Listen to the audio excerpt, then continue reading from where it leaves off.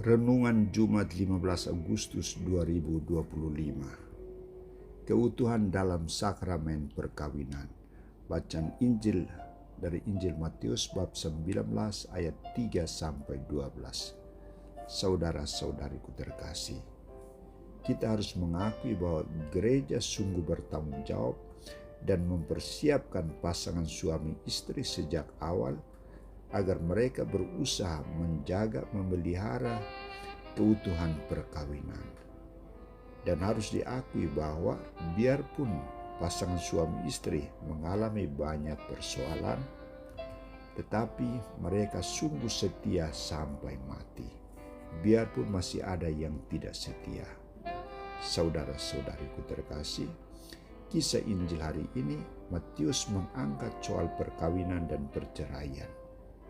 Pertanyaan dasar yang digunakan oleh orang Farisi untuk mencobai Yesus adalah, apakah diperbolehkan orang menceraikan istrinya dengan alasan apa saja? Terhadap pertanyaan ini, Yesus mengutip teks kuno yang diambil dari kitab Kejadian bab 1 ayat 27 dan bab 2 ayat 24. Ia tegas memberikan jawaban ini. Tidakkah kamu baca bahwa Ia yang menciptakan manusia sejak semula, menjadikan mereka laki-laki dan perempuan, dan firman-Nya, sebab itu laki-laki akan meninggalkan ayah dan ibunya dan bersatu dengan istrinya, sehingga keduanya itu menjadi satu daging. Demikianlah mereka bukan lagi dua, melainkan satu. Karena itu apa yang telah dipersatukan Allah tidak boleh diceraikan manusia. Saudara-saudariku terkasih, dari ungkapan ini jelas bahwa dari awal mula Allah telah menghendaki perkawinan itu, dan Allah mengikat laki-laki dan perempuan dalam sumpah perkawinan. Pertemuan antara laki-laki dan perempuan dipandang sebagai persatuan yang intim, tak terpisahkan.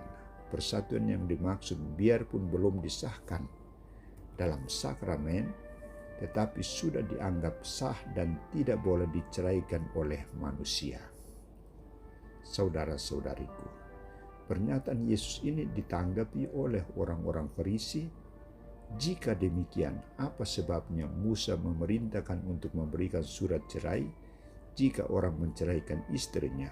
Kata Yesus kepada mereka, karena ketegaran hatimu, maka Musa memberikan surat cerai. Tetapi sejak semula tidaklah demikian.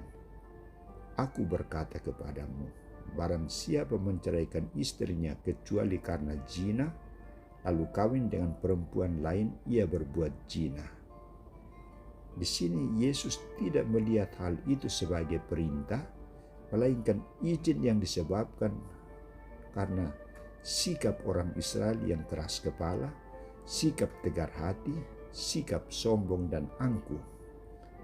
Musa melakukan hal itu karena keterpaksaan.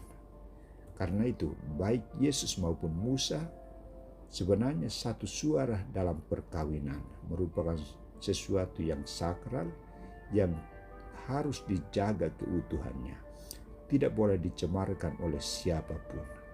Perceraian baru terjadi jika karena zina atau terjadi perzinahan. Barang siapa menceraikan istrinya kecuali karena zina, lalu kawin dengan perempuan lain, ia berbuat zina.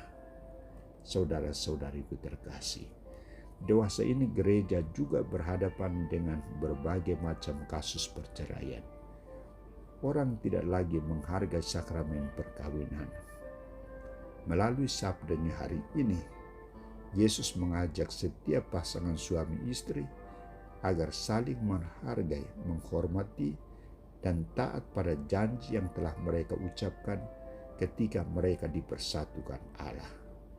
Dan semoga mereka tetap setia dan senantiasa menciptakan suasana kebahagiaan di antara mereka.